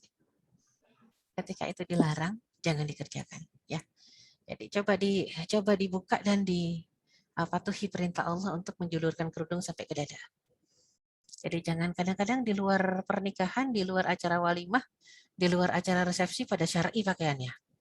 Tapi begitu masuk acara syar'i, wah, bajunya bagus, bahannya tebal. Kalaupun brokat dilapis, alhamdulillah tidak bolong-bolong kelihatan kulit, tapi ternyata kayak lepet. Ketat terus kerudung dimasukin, itu yang mungkin fenomena yang paling sering tampak dan masih ada di sekeliling kita ya, itu yang harus kita sadari. Jadi jangan sampai melanggar perintah Allah. Kalau cuma sekedar mengerias wajah, oke, nggak masalah. Wajah ya, hanya wajah saja. Nggak perlu yang kerudungnya, dilihatin kalung yang ada di dalam, ya dipaksa-paksain keluar, anting dipaksain kelihatan, jangan ya. Itu perhiasan yang memang tidak boleh ditampakkan, ya tetap jangan ditampakkan ya. Jadi jangan sampai momentum ibadah menjadikan kita malah mendapat murka Allah Subhanahu wa taala. Itu mungkin yang paling penting. Ya, silakan. Baik, Ustazah izin membacakan pertanyaan selanjutnya. Assalamualaikum Ustazah, apakah pasang berikat gigi termasuk hukumnya dilarang dalam agama? Tergantung niat dan fungsi ya. Pasang berikat niatnya merapikan gigi, yang mohon maaf giginya rada gitok. Rada gigi ya, giginya ke depan ya, gino rada nongol gitu ya. Gimana nih supaya fungsinya gigi sesuai, kita bisa makan dengan bagus, kita bisa bicara dengan jelas. Oke, diratakan nggak apa-apa. Ya, tapi betapa banyak yang giginya sudah bagus, giginya nggak ada masalah, nggak terlalu masuk ke dalam, nggak keluar juga, jumlah giginya sempurna, bukan rahang sempit yang giginya numpuk gitu ya, bukan juga yang giginya jarang-jarang, enggak, jumlahnya bagus, bentuknya bagus. Lah kok pasang berikat buat hiasan? Karena kalau bajunya biru, gigi-gigi mata-matanya tuh giginya ya di berikat itu suka ada mata-matanya, itu diganti biru semua. Kalau lagi pakai baju kuning, matanya berikat diganti semua jadi kuning. Nah, ini jangan. Jadi kalau memang tidak ada kepentingan untuk memperbaiki bentuk dan fungsi, jangan. Ya, itu yang dilarang. Tapi kalau untuk kepentingannya memperbaiki bentuk dan fungsi, silahkan. Tidak ada yang menyalahkan. Allahu a'lam bishawab. Baik, sudah sangat jelas sekali jawabannya Ustazah. Untuk pertanyaan selanjutnya ini cukup banyak pertanyaannya Ustazah. Dari Kak Nur, izin bertanya, kalau menggunakan make up sedikit tipis sekali dengan tujuan agar tidak terlihat pucat, bagaimana? Jika kolega kita dari berbagai kalangan, kesan pertama itu dari penampilan kita, dan kalau kita berantakan biasanya kurang dihargai. Ya, siapa yang minta kita berantakan? Nggak boleh ya berantakan. Bahkan harus rapi. Yang jelas pakai bedak, pakai lotion, kemudian juga pakai sunscreen, nggak masalah ya, nggak masalah. Jadinya itu yang masalahnya adalah kalau dandannya yang heboh, tujuannya untuk rapat tapi kayak dandan kondangan, ya itu dia. Nggak boleh ya. Jadi memang kalau memang kita ingin bertemu dengan orang kebanyakan biasa, ya silakan dandan minimalis. Pakai apa, pakai kadang-kadang kan kita suka kalau nggak foundation ada sunscreennya, kemudian bedak silahkan. Bahkan tadi disebutkan parfum wanita adalah yang padat, diantaranya bedak, diantaranya lotion, diantaranya sabun, diantaranya deo, silahkan. Ya nggak masalah, cuman memang jangan terlampau batas yang sampai memikat orang lain melihat kita, memandang kita terkagum-kagum. Biasanya itu kalau sudah ada merah, kuning, hijau di langit yang biru gitu ya. Tapi kalau cuma sekedar make up yang tipis, minimalis, pakai celak, itu sunnah laki perempuan, silahkan. Ya silahkan supaya kesannya tidak terlalu apa ya, justru kalau kita kesannya ngantuk, kesannya kita nggak sehat, malah orang liatin terus nanti. Ya jadi tampillah fresh ya, tapi tidak berlebihan. Silahkan yang minimalis ya. Allahu a'lam bishawab ya. Baik, Ustazah izin melanjutkan ke pertanyaan selanjutnya dari Kak Diah. Assalamualaikum Ustazah, untuk kuku selain henna, misal kutex dengan warna netral, apakah boleh? Dan bagaimana hukumnya dengan pemakaian kutex yang mana klaimnya kalau dipakai bisa menembus air ke kuku, jadi bisa dipakai untuk sholat? Ya, pertama perbedaan antara henna dengan kutex. Kalau kutex itu lapisan minyak, cat ya, cat atau lapisan minyak. Kalau henna tidak, dia warna dari tumbuhan yang meresap. Hennanya sendiri daun pacar ya. Daun pacarnya sendiri begitu sudah warnanya itu nempel di kuku, kita bisa buang daun pacarnya, tinggal warnanya doang. Itu perbedaan mendasar. Dia jadi ibarat kata kayak pewarna celup, kayak sip goh. pewarna gitu ya, yang sudah nempel dan dia tidak bisa hilang. Itu makanya henna dibolehkan. Tapi justru yang yang kita kenal sebagai kuteks itu cairan, lapisan minyak yang menutupi kulit sehingga yang menutupi kuku sehingga kuku tidak bisa terkena air wudhu. Nah, tadi ada yang bertanya bagaimana kalau pakai kuteks syar'i, katanya kuteks syar'i. Nah, ini di antara kutek-kutek yang katanya syar'i itu, yang katanya tembus air, itu banyak yang meneliti ternyata tidak tembus air. Ya, jadi dia kalau mau tembus air benar-benar harus direndam lama. Ketika direndam lama dan dia agak gembung baru bisa dikletek. Nah, dikletek dan kan nggak mungkin kalau wudhu tiap kali wudhu batal wudhu kita 5 kali, habis sudah kutek kita 5 kali ganti gitu ya, dan itu pun tidak masuk. Ya, tidak masuk ke kuku sebenarnya. Karena pori-porinya terlalu rapat. Pori-pori kuteks yang katanya syar'i. Yang paling bagus sudah pakai henna saja. Henna atau sibghah atau kalau untuk rambut itu ada yang namanya katam. Katam itu daun cincau. Jadi pewarnanya dari daun cincau pun bisa bikin hitam dan hijau tapi alami, nggak masalah. Ya, silakan. Ya, selanjutnya pertanyaan dari Kak Dewi, bagaimana dengan memakai lip tint yang menempel di bibir hingga 12 jam? Apakah menghalangi wudhu? Dan apakah jika memakainya sebelum wudhu diperbolehkan? Lip tint dari apa tuh? Lipstick biasa. Lip tint lipstick biasa. Sekarang kan ada lipstick biasa yang dari lipstick itu kan dari lemak ya. Lemak juga. Lipstick itu kalau mau kita lihat dia sebenarnya padat tapi kalau ditempelin ke bibir dia kayak lapisan lemak. Makanya kenapa sekarang ada yang water resistant juga. Wudhu berkali-kali warnanya tetap. Lipstiknya masih ada. Lah ini wudhunya nggak sah menandakan. Karena yang namanya sah tidaknya wudhu kalau sampainya air wudhu ke kulit kita tanpa penghalang. Dunahail. Jadi malah yang paling cakep, pakailah semua alat make up yang tidak water resistant. Ya, jadi nggak boleh yang waterproof. Kenapa? Jadi supaya kalau kena wudhu, dia hilang. Nah, terus jadi Ustazah gimana kita kalau udah kena wudhu hilang kan pucat lagi? Ya silahkan dandan lagi, touch up lagi nggak masalah. Ya nggak susah touch up lagi dibanding kalau kita sholat, kita nggak sah-sah sholatnya. Loh kok sholatnya nggak sah? Iya, karena tidak sah wudhunya. Nah, ini yang paling bahaya. Jadi jangan juga kita senang begitu kita udah wudhu, dandanannya masih seperti sedia kala. Ini nggak ada hal yang perlu dibanggakan karena ternyata wudhu kita nggak sah. Kalau wudhu tidak sah, dia akan berdampak kepada sholat yang tidak sah. Jadi carilah kalau bisa justru yang memang tidak mengganggu sahnya wudhu kita. Cari yang tidak water resistant. Mungkin pengecualian adalah dalam kondisi kalau kita haid, kita lagi menstruasi. Karena nggak sholat, ya maka oke lah. Mau pakai kutek, mau pakai lipstick, mau pakai segala sesuatu yang sifatnya waterproof silahkan. Tapi itu juga catatannya adalah menandakan kita tidak bisa wudhu. Padahal orang haid juga harus wudhu. Menjaga wudhu itu dalam kondisi haid dan tidak haid. Dan khususnya lagi haid itu kan kadang-kadang godaannya banyak. Ya, emosinya meningkat, maka setan itu dari api itu hanya padam dengan air. Dan setan pun yang dari api bisa dipadamkan dengan air wudhu. Wallahu a'lam bishawab. Ya, baik, terima kasih Ustazah. Jadi catatan juga untuk kita bersama tadi jangan sampai make up-nya tidak luntur setelah wudhu, tapi sholatnya tidak diterima. Untuk pertanyaan selanjutnya, Ustazah dari Tasya. Assalamualaikum, izin bertanya Ustazah, bagaimana terkait pakaian scrub yang dipakai tenaga kesehatan, yaitu berupa baju dan celana panjang, hukumnya bagaimana? Karena di masa sekarang banyak infeksi, setiap tenaga kesehatan memakai baju ini, lalu ganti baju di kamar, dan di kamar operasi juga wajib dipakai. Jadi memang aturannya pakai baju dan celana panjang. Ya, jadi ini kalau pakai itu ya, pakai alat peralatan yang kayak kalau kita lagi ngadepin COVID ya. Jadinya peralatan yang udah level 3 ya. Udah berlapis-lapis, celana panjang, bentuknya atasan sampai kepala juga ditutup gitu ya, pakai plastik lagi.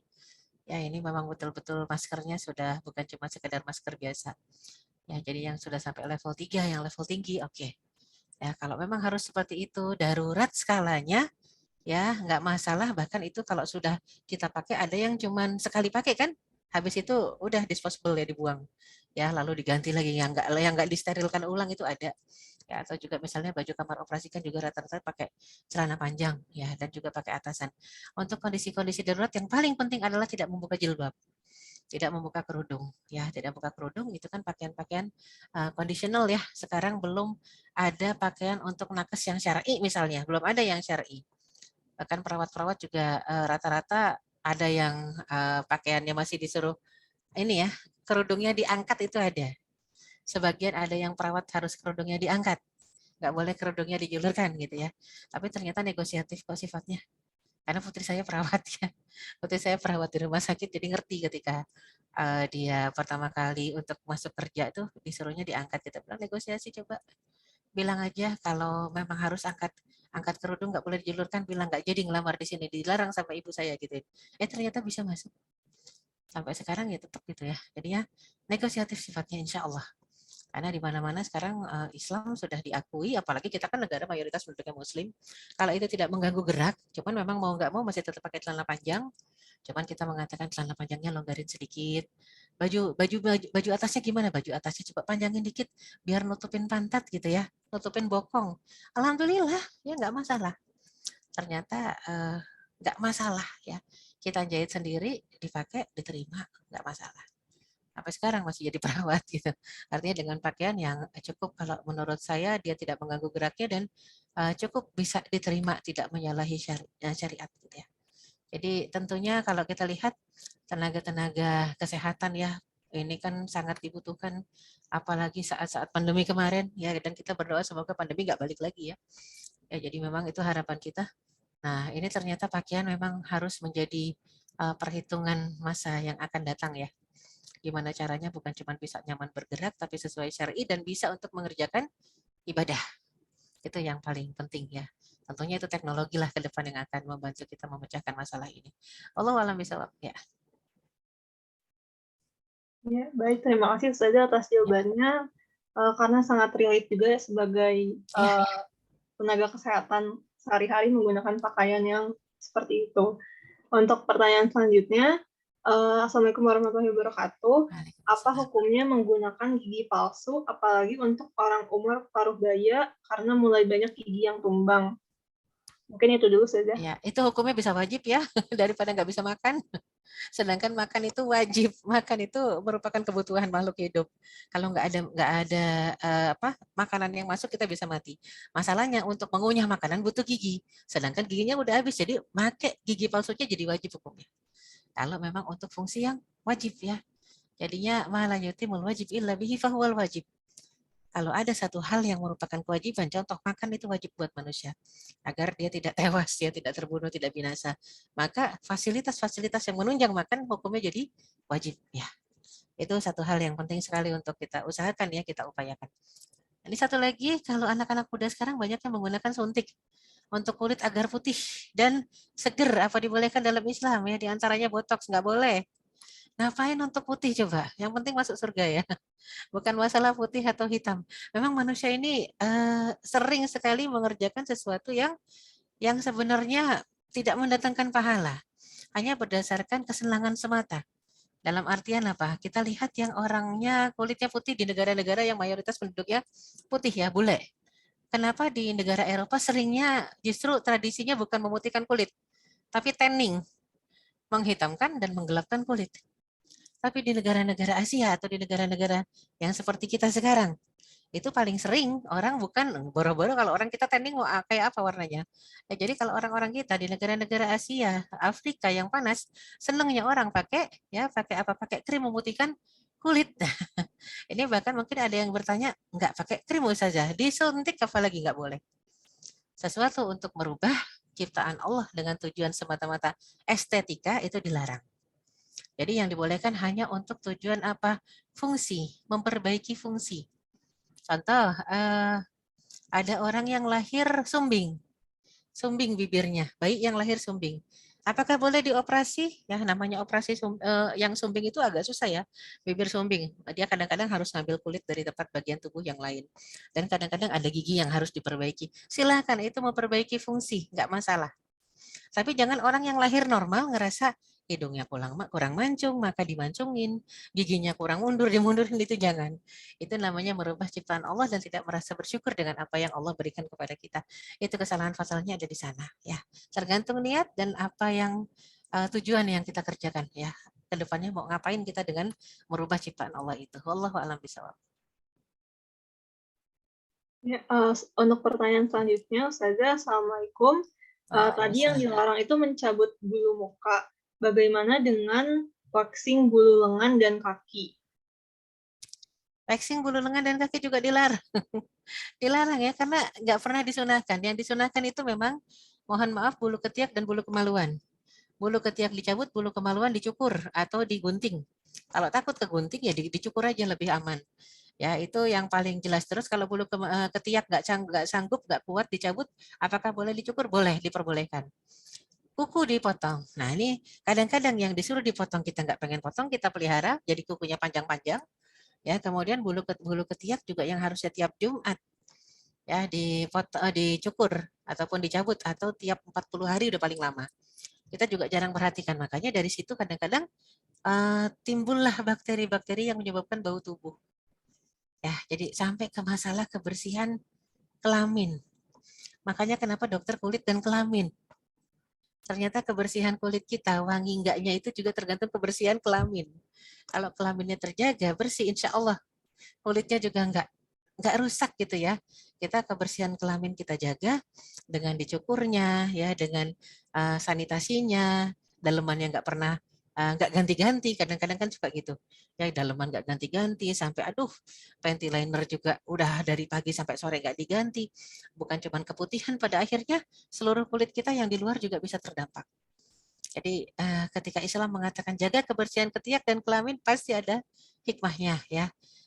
Dan Islam nggak pernah mengatakan dicukurlah bulu-bulu yang ada di wajah dan di tangan dan di kaki, nggak pernah begitu. Artinya tangan dan kaki ini nggak masuk kategori yang harus di waxing ya. Jadi ayo silakan dikerjakan yang diperintahkan Allah, dan yang tidak diperintahkan jangan dikerjakan. Allahu a'lam bishawab. Ya, terima kasih Ustazah atas jawabannya. Untuk pertanyaan selanjutnya, bagaimana cara menasihati untuk teman atau saudara yang suka gitu? Mungkin maksudnya berhias dirinya tidak sesuai dengan syariat Islam, supaya tidak tersinggung. Ya, sebenarnya nasihat itu paling enak ya, karena cuma nyampein. Kita kadang-kadang bukan cuma yang disampaikan yang tersinggung. Kita yang nyampein kok ya tersinggung, harusnya kan enggak ya. Tersinggung saja, capek nyampein nggak didengar. Lah memang kita menyampaikan itu nggak usah berpikir didengar, nggak didengar, diterima, nggak diterima, dikerjakan, nggak dikerjakan, tidak. Kewajiban kita ketika menyampaikan adalah karena kita melihat sesuatu yang salah. Man ra'a minkum munkaran, kita melihat satu kemunkaran. Maka ayo rubah. Merubahnya dengan sampaikan. Kalau kita nggak bisa mencegah dengan tangan, maka dengan lisan, dengan nasihat. Dengan lisan dan nasihat nggak bisa juga. Karena kita pikir kalau kita sampaikan dia akan marah besar, bahkan mungkin mukul kita. Ya sudah, kita tinggalkan tempat itu, tampilkan wajah nggak suka. Dan kita berlalu dari sana, itu menolak dengan hati. Wadzalika at'aful iman, dan itu adalah selemah-lemahnya iman. Dan kita juga nggak pengen begitu kan ya, artinya itu ada sampai derajat selemah-lemahnya iman. Jadi penting sekali buat kita pada akhirnya ya, untuk melihat misalnya mengingatkan orang, itu tujuannya hanya semata ingin mendapat pahala dari Allah, mengerjakan perintah Allah ya, agar Allah nggak marah. Tapi masalah orang itu dengerin nggak dengerin bukan urusan kita, asal sampaikan dengan cara yang bijak, dengan cara yang halus dan lembut. Masalah diterima nggak diterima bukan urusan kita. Allahu a'lam bishawab. Celana longgar kulot nggak masalah. Ya, mungkin bisa dijawab Ustazah Ya. terkait menggunakan kulot. Jadi ini ada juga yang bertanya, ini masalahnya apa yang tidak diperintahkan Allah atau dilarang oleh Rasul bahkan. Jangan sekali-kali atas nama taat sama suami dikerjakan ya. Itu pernah ada seorang istri yang mengatakan, Ustazah saya sudah operasi menyempitkan, jadi dia operasi virginitas, mengembalikan selaput darah udah 3 kali. Kenapa? Suami saya yang minta. Waduh, saya rasanya pengen ketemu sama suaminya, pengen tak omelin gitu ya. Kenapa? Karena memang dia sampai operasi selaput darah 3 kali. Dia ingin istrinya seperti gadis. Ya, tapi kan suami yang nyuruh Ustazah, tetap aja. Barang siapa yang merubah ciptaan Allah untuk semata-mata kesenangan duniawi, ya, dan itu bertentangan dengan perintah Allah, maka tertolak. Bukan cuma tertolak, Allah murka, Allah marah. Sama seperti yang pengen extension, bahkan ada yang nggak pengen pakai jilbab karena suaminya bilang kalau pakai jilbab kayak pakai karung gitu ya, kayak pakai karung bolong, kamu udah gede, gendut, pakai jilbab, dibilang gitu. Nah, jadi kamu jelek tuh, kamu bagusnya kelihatan. Nah, ini jangan semata-mata karena ingin taat sama suami, bahkan maksiat kepada Allah.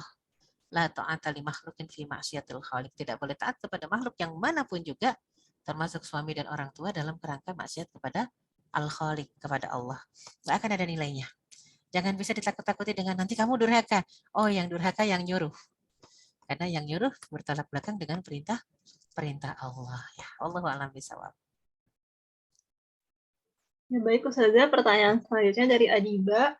Bagaimana dengan merubah atau mewarnai bagian tubuh bukan seperti warna aslinya, seperti semir rambut warna-warni dan lipstik sekarang yang Ungu beraneka. coklat ya. Ya, jadi uniknya ketika Rasulullah SAW mengatakan, warnai rambut, jangan sampai membiarkan ubanmu putih. Karena orang Nasrani dan Yahudi biasanya membiarkan ubannya putih. Jadi hanya umat Islam yang mewarnai ubannya. Warna uban pakai apa gitu ya. Jadi ternyata warna uban itu macam-macam. Mewarnai uban yang sunnah dalam kondisi bukan perang. Dalam kondisi netral, kondisi damai, warnai uban dengan henna, maka dengan henna hasilnya akan kemerahan, pirang. Warna asli rambut nggak yang namanya pirang? Enggak, orang Arab warna asli rambutnya hitam. Ya, tapi kok mau sih diwarnai dengan warna blonde gitu? Karena perintah Rasul. Kalau udah perintah Rasul disuruh warnain pakai warna apa juga dikerjain. Ya, jadi mau kalau pakai henna itu hasilnya hitamnya paling cuma 2 hari, selebihnya merah, habis itu coklat, habis itu blonde. Karena gradasi, ya. Kalau pakai henna. Dan Rasul mengatakan kalau tidak henna maka silahkan pakai katam. Katam itu adalah daun pacar. Bukan daun cincau. Daun cincau kita tahu cincau ada yang hijau, ada yang hitam. Ya hasilnya. Maka warna rambut bisa jadi hitam atau hijau kehitaman kalau pakai daun katam, ya. Kalau pakai daun cincau. Lah kalau gitu hitam boleh dong. Kalau pakai herbal boleh. Ya, jadinya itu yang dilarang sebenarnya karena kalau pakai pewarna sintetis itu pertama. Yang kedua, kalau dalam kondisi normal pakai warna hitam, khawatirnya kita lupa umur. Kita lupa umur, kita lupa diri, ya. Padahal sudah tua. Makanya kenapa dalam kondisi yang di luar normal, ya abnormal dalam kondisi peperangan, Rasulullah SAW bahkan memerintahkan seluruh pasukan Muslim mewarnai rambutnya dengan warna hitam. Disuruh dicat semua warna hitam. Kenapa? Agar jadi saywar, ya perang psikologis buat musuh. Dari jauh melihat, waduh, pasukan Muslim yang dikirim muda-muda, dia nggak tahu, ya begitu dekat lah wajahnya tua, cuma rambutnya hitam, gitu ya. Jadi ternyata ini untuk perang psikologis saja ya sebenarnya. Itulah Islam, nggak semua yang dilarang di satu kondisi jadi pelarangan untuk kondisi lain. Lihat conditional banget, ya. Makanya kenapa kalau misal, nah ini karena sudah ada dalil landasan satu sisi ketika perang, maka boleh nggak kalau suami minta warnain hitam? Silakan kalau pakai katam. Kalau pakai daun cicau, kalau pakai daun henna, ya ataupun pacar itu, pohon pacar, daun pacar silakan. Toh hitamnya tidak akan lama. Hitamnya akan cepat berubah gradasi warna jadi merah. Ya, merah, coklat, kemudian kekuningan, pirang, blonde ya. Itu yang sudah terjadi dan memang nggak ada yang abadi ya di dunia ini. Justru hitam yang pekat, yang lama, itu biasanya pewarna sintetis yang dari kimia, yang kalau keseringan kita pakai di kepala kita, dia akan terserap oleh aliran darah dari kepala menujunya ke ginjal juga. Orang yang kebanyakan gagal ginjal, saya nggak ngerti dari medis gimana, cuman saya sering baca literatur gagal ginjal ya, itu ternyata penelitiannya salah satunya untuk orang yang sering ngecat rambut dengan pewarna kimia, zat kimia yang terbawa aliran darah. Ya, jadinya sering-sering merubah warna rambut ya dengan berwarna-warninya tadi. Jadi ini peringatan juga ya. Dan kalau misalnya lipstick, lipstick yang nggak netral, kalau warna kulit kita netral lah ya, pink, coklat agak pink. Tapi kalau yang lipstiknya ungu atau merah delima gitu ya gimana? Lihat penempatannya ya. Kalau ke pasar ya nggak cocok. Kalau ke pesta gimana pesta? Nah ini pentingnya kalau pesta kita lihat pestanya dengan siapa. Apakah ada pemisahan laki dan perempuan? Kalau nyampur jadi satu laki-laki dengan perempuan undangannya, udah deh minimalis aja. Daripada merusak gitu ya pandangan orang laki-laki lain, udahlah dia bawa istri orang laki-laki itu, kemudian kita ngeliatin juga apakah nggak kita buka peluang dosa gitu ya. Jadi memang penting untuk tahu penempatan sebenarnya. Di mana mau dandan habis, kalau isinya kondangannya perempuan semua, silahkan nggak pakai jilbab juga boleh. Itu biasanya orang-orang Arab gitu, kalau pesta yang terpisah. perempuan-perempuan saja, wah di luar mereka pakai cadar. Begitu masuk ruangan tertutup, dibuka itu bukan cuma cadarnya, jilbabnya, jubahnya, ternyata pakai baju pesta yang ada tank topnya gitu ya, bajunya tank top, wah rambutnya terurai, nah itulah perbedaannya. Kita bisa sebenarnya nggak pakai kerudung kalau sama-sama muslimah. Masalahnya kan jarang ya di Indonesia ada pesta yang kayak begitu. Jarang lah. Jadi artinya kita tahu penempatan kalau pestanya berbaur, bercampur, nggak ada batasan sama sekali, bahkan makan aja bareng, laki perempuan, ya minimalis saja. Wallahu a'lam bishawab ya. Baik, terima kasih banyak Ustazah Erika atas jawabannya. Untuk selanjutnya masih ada pertanyaan, Ustazah. Ya silakan. Bagaimana dengan memposting diri yang berias di media sosial? Apakah boleh karena yang melihat tidak hanya perempuan? Ya kalau sosmed nggak disarankan ya. Masalahnya di sini berbenturannya bukan hanya dengan, kalau kita bicara sosmed ya, kita berbenturannya bukan hanya dengan larangan boleh nggak boleh. Ya, tadi disebutkan bukan masalah larangan boleh nggak boleh dandan. Kalau kita lagi bicara media sosial ya, tapi larangannya itu lebih kepada apakah kita boleh mengupload diri kita ke hadapan orang banyak. Nah ini kan penting juga nih ya. Jadi apakah boleh mengupload diri kita ke hadapan orang banyak, apalagi dalam kondisi berdandan. Dalam kondisi nggak berdandan saja, kalau tiba-tiba ada yang terbuka, kemudian memperhatikan kita, kemudian tertarik dengan kita, ini nggak dandan aja ya. Ini juga cukup bahaya, bisa menjadikan kita terkena ain, ya kena ain, penyakit yang kata Rasulullah, al-ainu haq, laula qadar la sabaqahul ain. Jadinya penyakit lewat pandangan mata itu ada benar ya. Kalau bukan karena takdir maka ain itu bisa membunuh. Ini kata Rasulullah, hadisnya sahih ya. Walaupun secara medis mungkin tidak terbukti. Ya, jadinya ada orang yang dia nggak baca al-ma'surat, dia nggak baca doa, pagi petangnya nggak terjaga, dia nggak zikir, tiba-tiba keluar rumah begitu saja, sampai luar rumah ada yang kagum dengan dia dan tidak mengucapkan Masya Allah, bisa sakit dia tiba-tiba. Dan mungkin itu sering kena ke anak-anak kecil kita ya. Ya, jadi anak-anak kecil kita nggak usah yang diupload ke sosial media deh. Yang sering kita ajak keluar tapi nggak kita bacakan. Nggak dibacakan Al-Ikhlas, Al-Falak, An-Nas. Nggak diruqyah seperti ruqyahnya Rasul kepada Hasan Hussein. Oh itu kabi kalimatillah hitamah, min kulli syaitonin wahamah, wa min kulli ainin lamah. Bacakan itu sebelum anak kita keluar. Jadi kalau misalnya sudah dibacakan, begitu keluar ada yang bilang, ih lucu banget sih. Nggak pakai Masya Allah. Gemes deh, gemuk deh, pinter ya. Dia insya Allah nggak sakit. Tapi kalau nggak dibacain sama ibunya, sama neneknya nggak dibacain di rumahnya, sama bapaknya juga nggak didoain, dia keluar begitu aja banyak sekali anak kecil yang bolak-balik sakit. Bolak-balik sakit. Sembuh sebentar, keluar lagi, sakit lagi gitu ya. Sampai ada ibu-ibu yang nggak ngerti bilang, jangan dikalem-kalem, jangan dipuji-puji, bilang aja jelek daripada sakit. Padahal ain itu nggak cuma karena mata. Orang buta bisa mendatangkan penyakit ain, hati-hati. Kalau dia dengar ada orang yang muji-muji nama kita, si fulanah baik loh, suka bantuin orang, suka. Terus si buta itu ngebatin, ih baik ya, ih seneng banget, siapa sih dia, ngebatin dan nggak bilang Masya Allah, itu juga bisa kita kenain. Makanya pentingnya perlindungan diri, minta kepada Allah ya, pagi, petang, dan jangan menampakkan diri kecuali urgent. Jangan tampilkan diri, apalagi di sosial media kecuali urgent. Dan kalau urgent memang kita jual produk, harus ada kitanya. Oke lah, jangan dandan lagi, cukup minimalis ya, asal nggak pucat, asal nggak lecet, tapi jangan heboh, dan dandannya silahkan. Dan itu pun harus sering-sering kita rutinkan zikirnya, minta tolong sama Allahnya, doa pagi petangnya, sholat tahajudnya, al-ikhlas, al-falak, an-nas ya, itu jelas-jelas sudah menjadi satu kunci ya, kunci penolakan Rasul terhadap sihir yang dikenakan kepada dirinya. Rasul aja bisa ke sihir, apalagi kita. Wallahu a'lam bishawab ya. Ya baik, terima kasih banyak Ustazah Erika atas sesi tanya jawabnya dan teman-teman peserta juga yang aktif bertanya. Namun sayang sekali karena keterbatasan waktu, kami mohon maaf tidak dapat melanjutkan sesi tanya jawab ini. Bagi teman-teman yang masih memiliki pertanyaan berkaitan dengan materi, dapat ditanyakan di kajian selanjutnya. Untuk acara selanjutnya adalah penyerahan sertifikat. Dari tim publikasi bisa share screen kembali sertifikatnya. Dan sesi publikasi, jadi teman-teman mungkin yang bisa on cam untuk foto bersama.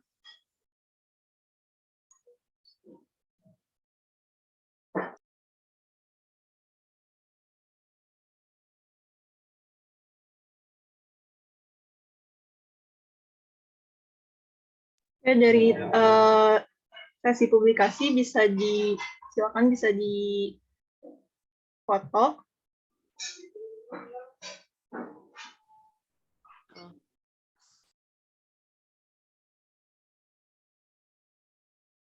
Mungkin bisa diberikan aba-aba apabila sudah difoto.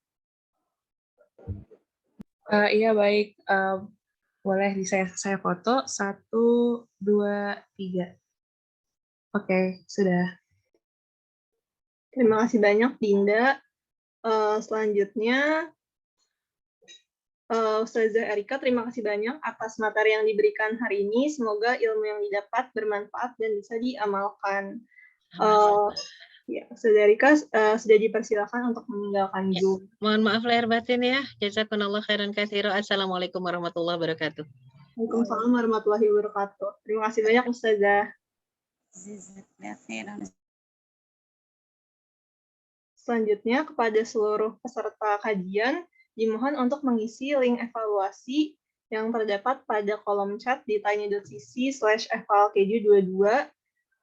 Untuk kajian selanjutnya akan dilaksanakan pada hari Jumat 24 Juni 2022 dengan tema Seri Fikih Muslimah Bersosialisasi.